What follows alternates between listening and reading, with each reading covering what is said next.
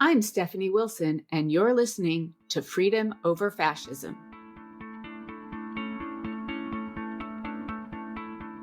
When the situation happened and the news first broke about the 10-year-old victim who had to leave Ohio and come to Indiana for healthcare, my biggest surprise about that situation was how shocked everyone else was. All of us who provide abortion care specifically, but even obstetric care, have taken care of preteen patients. We've all taken care of that particular population of patients, and it's just not that rare. And it's tragic and it's horrifying and it's shocking every time, but it's not particularly rare. Hi, friends. Earlier this fall, I spoke to Dr. Katie McHugh, an OBGYN physician and abortion provider in Indiana. Since then, Ohio voters have approved a measure to enshrine abortion rights and other reproductive rights in their constitution. In August 2022, Kansas voters similarly chose to keep abortion legal. Michigan voters enshrined abortion rights in their constitution in 2022, and in 2023, the Michigan legislature passed a series of laws repealing abortion restrictions. Kentucky voters also rejected further restrictions to abortion in 2022. This affirms what we already knew. When voters have the choice about reproductive freedom, they choose to protect abortion and reproductive rights. When MAGA politicians have the sole lawmaking authority, they take away the freedom for people to make their own reproductive health decisions. In MAGA's Project 2025, their plan for destroying democracy if Trump or another Republican wins the presidency, their very first, quote, promise is to remove reproductive freedom nationwide. This is their promise, and we need to work tirelessly to make sure they can't keep it. So here's what we know. Even in what seems to be the reddest states, when voters have the opportunity to expand reproductive freedom, they choose to enshrine abortion access into law. Unfortunately, many states, including Indiana, have no legal way for citizens to vote on ballot initiatives. We also know health outcomes for women are drastically worse in states that ban abortion. According to the Johns Hopkins School of Public Health, in states with abortion bans, maternal mortality can be twice as high as in states where abortion is legal. And also, basic reproductive health care becomes more scarce and more dangerous if abortion is banned. Since Dobbs took away the federal constitutional right to abortion, women experiencing miscarriage do not receive the care they need and often have to wait until they're almost dead before receiving care. I say all of this to reinforce the importance of fighting for the freedoms to be healthy and safe. We need to be talking to our friends who don't pay that much attention to politics and urging them to become more involved. We need to be reaching out to people who rarely vote and bring them into the polls to vote for candidates at every level who stand for real individual freedom and not just give it Orwellian lip service. Now, I want to give you a preview of what you can expect from this podcast next year. I'll be talking with state legislators across the country about the freedom agenda and talking about how we can operationalize this messaging. I'll be talking to candidates for all levels of public office. I'll talk to activists across the country who are working to preserve or reclaim freedoms. And I'll talk to authors and scholars about what is really going on in our moment in history and how we can use their insights to reclaim freedom for all Americans. Before my conversation with Dr. Katie McHugh, which was originally recorded in September 2023, I'd like to ask for your support.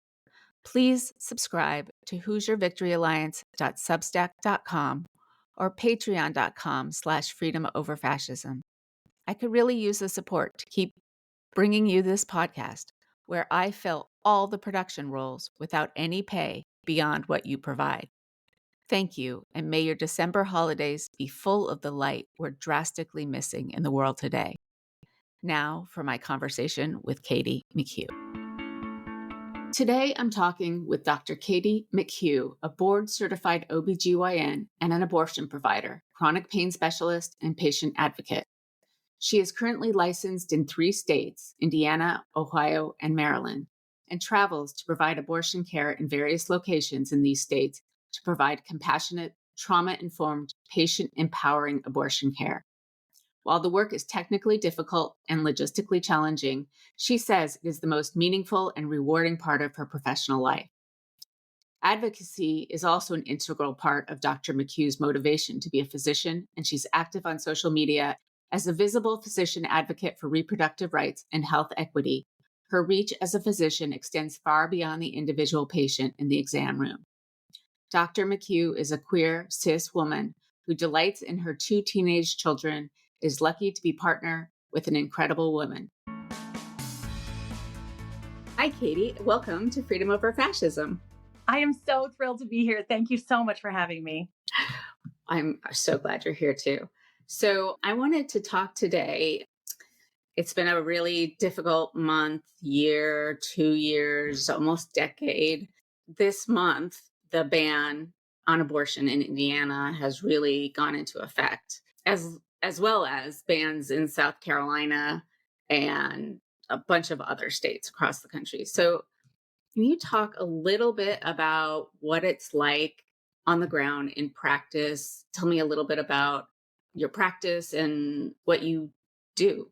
I do lots of different things. I'm a board certified OBGYN, and I have lots of interests, as people who go into OBGYN often do. Mhm. We like to do lots of things and take care of people across the lifetime. So we take care of kids and right before they get their period and as they're going through puberty, and we take care of people who are after menopause, who are experiencing, symptoms like that.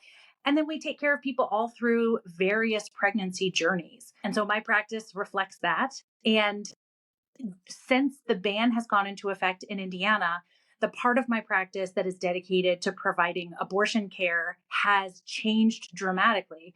So instead of being able to provide this very safe, very evidence based care, instead, I have spent that time sending people out of state and helping to coordinate that care with someone else and in different clinics. So it's been devastating to have those conversations with patients. They come in and they say, my sister had an abortion here, or my neighbor was just here last month. And I am like, yep, so was I. I was here last month too. And we were able to provide that care last month, but now it's illegal. So now we have to send you to Ohio or Michigan or Illinois or somewhere else to get this just very normal health care. So patients are bearing the brunt of this, of course, but it is also important to talk about the logistical impact of the people who work in this space. I am very mobile. I can get a job in lots of places, but the people who work at the front desk and answer the phones and do all the scheduling, this is their full-time job, and they're constantly in danger of losing their job, which means that the access to even getting out of state is threatened. It's just such an oppressive move to ban abortion in so many ways that I'm sure we'll get into. Right. And it's not like it's a rare procedure. A quarter of American women have had an abortion. Just like Yes. a quarter of American women or more have miscarriages, which gets intertwined a lot in terms of the care that you need to provide. Absolutely. In many cases, it's exactly the same care to provide treatment after a miscarriage or care around abortion. So it is the same care with the same tools, the same medications, exactly the same in many cases, especially in the first trimester. So it does get very confusing, but you're right that it is so common. Abortion is common and it is normal. One of the ways that I find reframing conversations around abortion to be very helpful is to talk about abortion as a family value and as a value that helps communities. It's a community-based value. people make the choice to have an abortion because of their life, because of their family, because of their income or their career plans or their own health. These are decisions that are not made selfishly or lightly. These are decisions that are made in the context of someone's life and experience, as well as their whole community. So abortion is very, very much intertwined and almost enmeshed with the idea of community health, of family health and survival, and of supporting the family that already exists. Right. And so when you cut off that option, you are forcing families to into a life that they maybe can't support. One of the biggest cases that got the most headlines at the beginning after Dobbs was the 10-year-old who came from Ohio to Indiana to get her Mm-hmm. abortion. There are articles all the time about these young girls who get pregnant and, you know, need to either find a way to get their care or give birth or, have problems in the middle. How have you seen that? Do you see a lot of those kinds of patients, or have you talked to a lot of colleagues where this has really changed the way they're able to provide care to younger girls?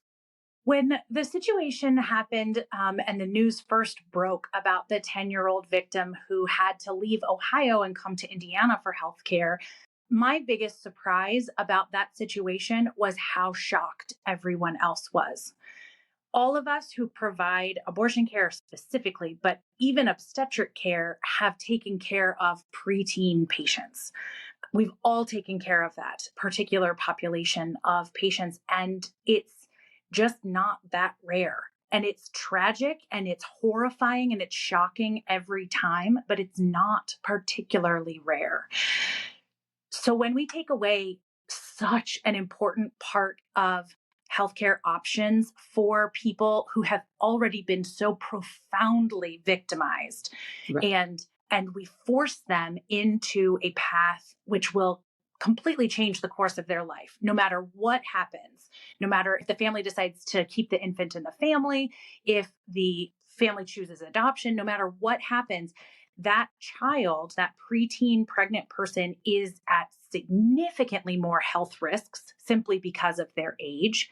And Hmm. then, I mean, as all of us grown-ups know, pregnancy changes your body. It fundamentally changes the way that your body works and functions and looks and all of that. And, no amount of sit-ups will change that. And it No, is no. nope.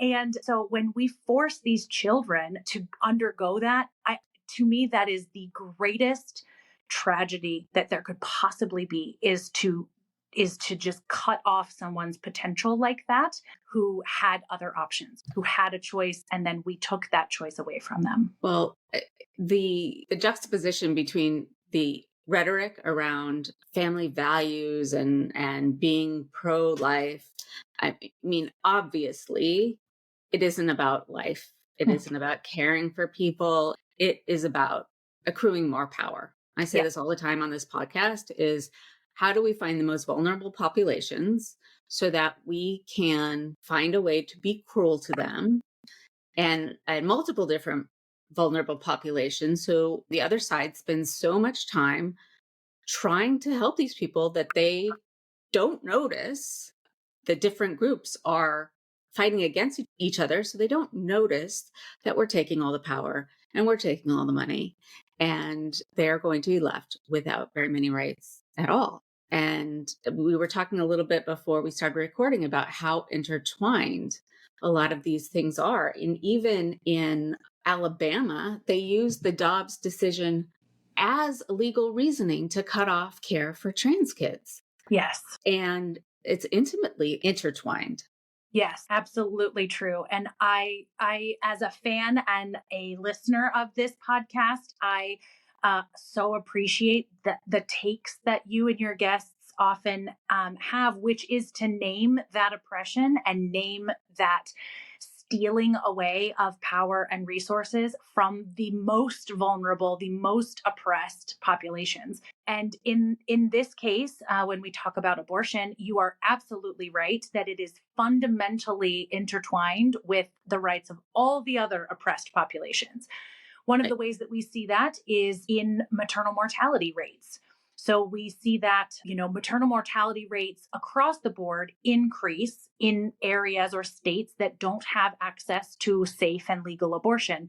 But we see that those rates skyrocket for marginalized and oppressed populations like Native American people, like Black women, like Indigenous, and, all of the people who are not rich and white. Those are the people who are oppressed, and they are being literally killed because of these laws and bans. And yet they are the least able to mount a giant lawsuit, to be able to take on the government, because they're just trying to get by. They're literally just trying to live through this. And many times they're not able to live through this. And it compounds with all of the other pieces, with maternal mortality being much higher for Black women, for example, no matter their socioeconomic status. Yes. And so you take all those things and they compound, and all of a sudden you've got more inequality. And then you have people who say that health equity is a bad thing, like in St. Joseph County, Indiana. Mm-hmm. And so we end up in this situation where quite a few people are not being able to get the health care that they need. So there are the immediate effects of the people who can't get abortions when early in pregnancy. But what are the effects sort of later on with the OBGYN population maybe moving, or maybe the university isn't teaching OBGYN in the med school anymore, or particularly people who have dangerous things happen during their pregnancy? Can you talk about some of those more downstream effects? Yeah. Yeah, the ripple effect of bans like this or changes in our legal healthcare is almost unfathomable. When I try to think about it, it is so far-reaching. For example, because there are so many restrictions on an OBGYN's practice here, it is very difficult to convince someone to move to Indiana or stay in Indiana to practice. When you think about the way that Indiana's Attorney General has behaved around the issue of physicians and physician advocacy, it is a scary place to be. It's hard to convince people to subject themselves to that. It is difficult to convince people to come here or stay here when we have such maternity deserts, meaning that there are not labor and delivery units, there are not OBGYN or family practice or anyone who takes care of pregnant people for many counties in surrounding areas. There are just these pockets of care throughout the state and then just deserts elsewhere. And so then we have this subsequent rise in the complexity of healthcare because people can't access preventative care. They can't get their blood pressure and diabetes under control before they get pregnant. And so they have much more complicated pregnancies as a result of that. We see long-lasting health impact from these diseases and conditions that arise in pregnancy, like the development of heart conditions and heart disease and long-term organ damage, like of the kidneys, that we can trace all the way back to people's pregnancies and the lack of care during that time frame, during that very, very short but important time frame.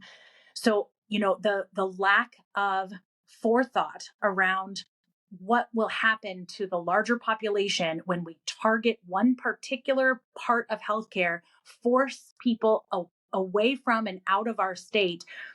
And then we're surprised when we have such poor health outcomes, not just in pregnancy, but also in infant mortality and in long-term health and in survivability and lifespan and overall health and wellness of our population. This is not why we go into medicine. Those of us who are in medicine, we do not go into medicine so that we can sweep up the catastrophe that the government has caused.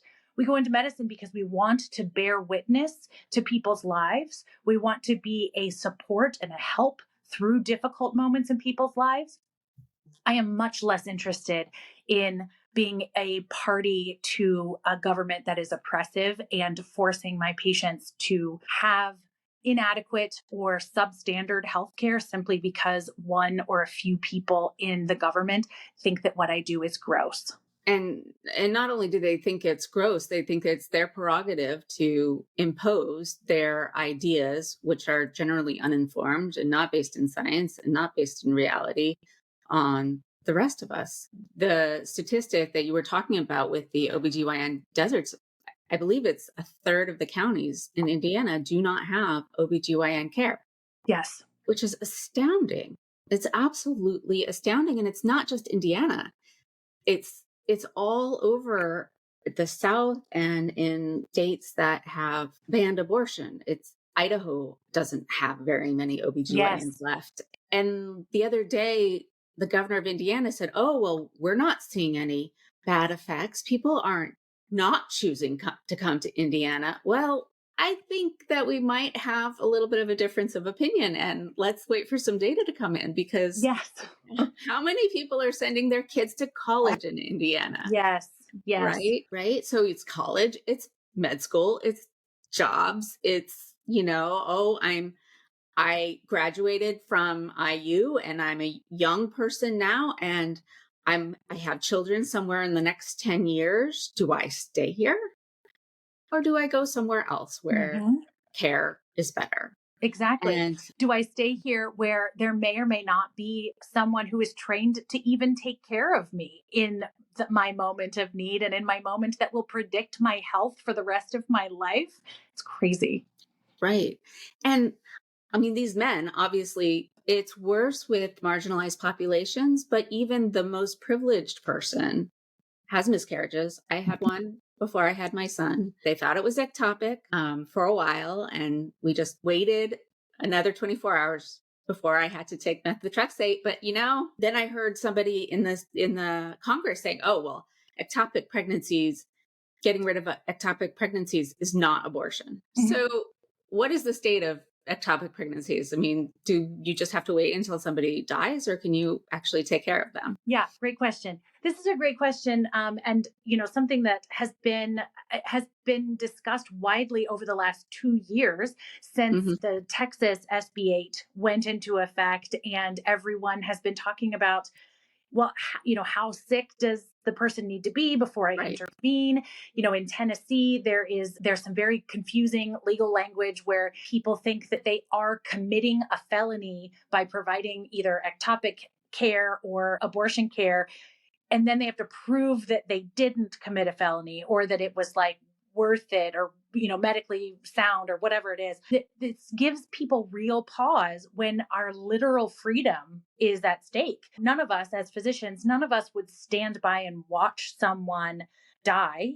And at the same time, it feels also ethically ambiguous and challenging when I'm also worried about my ability to not be imprisoned and not have a felony, and those kinds of Right. things. These are complicated topics. I was talking to someone the other day in Texas about there's new legal language in Texas that's being considered that would exclude ectopic pregnancies from their abortion ban. So it tries to eliminate this confusion. However, the thing that I always come back to here, or in this case, is the fact that it took them 2 years to Right. decide that ectopic pregnancies were dangerous enough for them to exclude this language. And we also know that exclusions within abortion bans are totally fake. Like most people cannot access the care within those exclusions. It is very restricted. It's very difficult. And so, exceptions is an attempt to look like the other side is being reasonable, and instead they are just passing oppressive laws that criminalize pregnancy and pregnancy outcomes. Right. That's all that's happening. And there is no difference in the treatment of ectopics within the legal language. Even trying to carve that out, as you described, it is not always very straightforward when something is ectopic versus a miscarriage versus a very early pregnancy versus. That's why medicine is not done by a robot, because it takes Right. time and it takes judgment, and it's it can be confusing and it depends on what everything is going on. You can't put all of that into a law. Especially not by people who have no idea what the biology is, no idea what the science is, no idea how to take care of pregnant people. I mean, maybe you could make better laws about healthcare, but not in this way. People get scared when laws passed against people like them in other states. And so it's not necessarily only the law itself that scares people. It's that they don't know what the law is. And if it's happening in a neighboring state, they think it might also pertain to them.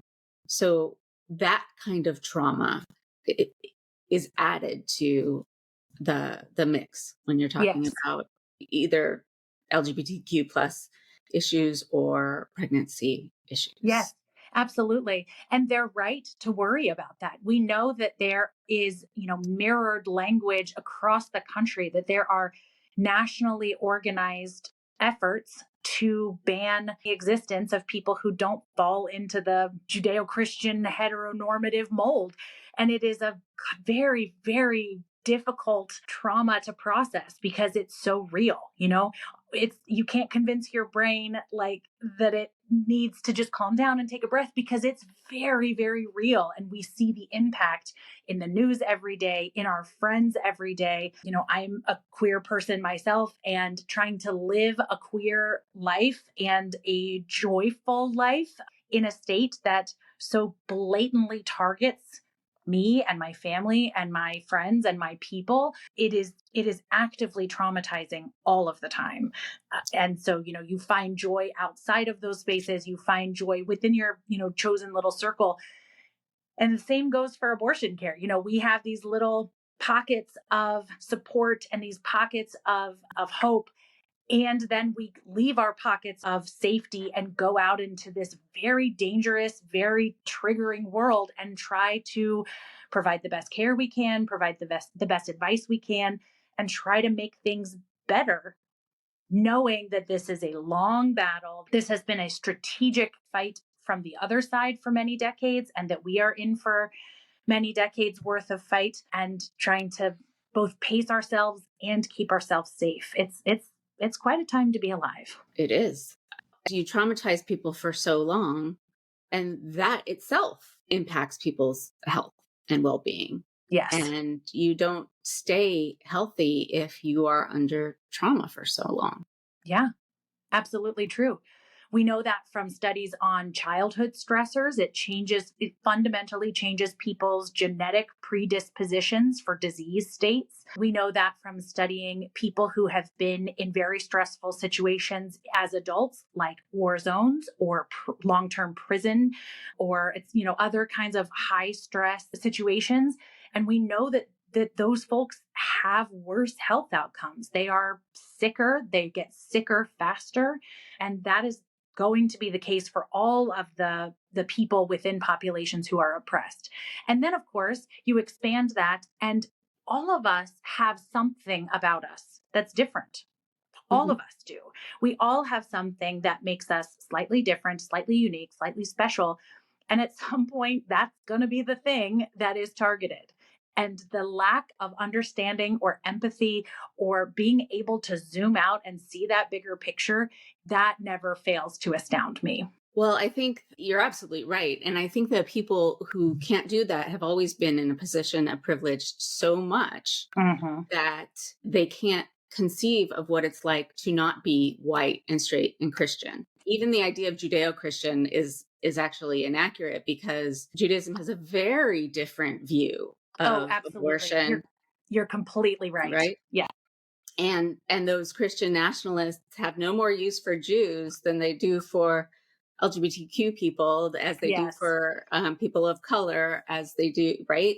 It's Yes, you're all about absolutely the, right. Thank you for correcting me on that. Absolutely, yes. I think it's those people who either somewhere in their own history or in the history of people they know who have had those sorts of traumas and have had that sort of oppression can empathize, and not saying that I have walked in anybody's shoes of color or who is LGBTQ or anybody except my own, but I can very clearly see, as a historian, I can see the historical reverberations through time. You can see how they say history rhymes, but pretty close to repeating itself in some places. And so I think the only people who really don't see it are people who have never experienced anything besides being a member of the dominant group in whatever place that they are.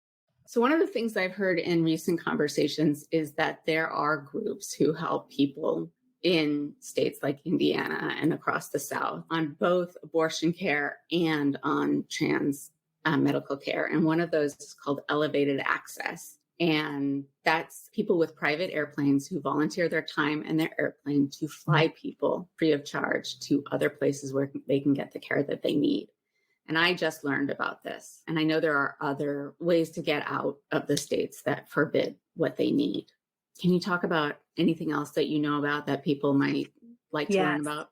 Absolutely. So these organizations are a critical stopgap. So they are a critical Band-Aid. They are not a fix. The fix is this long-term change of our, legislative and legal systems, et cetera. But these organizations are really stepping up and coming through for individual patients right now while bans are in effect and while these individual people are being so actively harmed.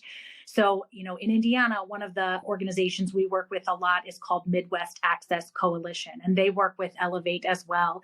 Midwest Access is an organization that doesn't provide funds for the actual abortion care. They work with abortion funds for that, but they fund all of the other things. So they fund the transportation, the lodging, the meals, the childcare. They'll help with lost wages, and they arrange all of those things as well. So, for example, I also volunteer with them as a driver in Indiana. So I will, drive up to, I don't know, let's say Lafayette, which is an hour and a half or so from my house.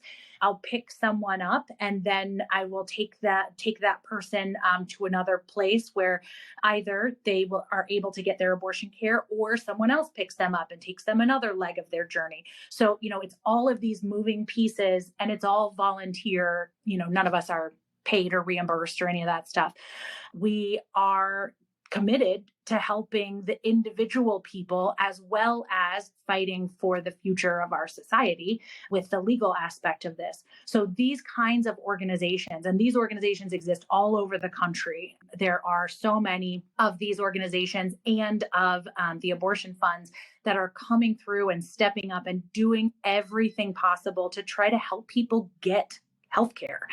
It is beautiful and inspiring to see the way that communities come together like this across state lines and across, these fairly large geographic divides to just help one person get the care that they need. Yeah. And it's also utterly heartbreaking that it's necessary. Yes, absolutely. And yes. I was listening to a podcast last year about somebody from the UN talking about the human rights crisis in the United States. And hearing that is just like it's kind of like one of the, when a record player back in the day used to scratch, like scratch, yes.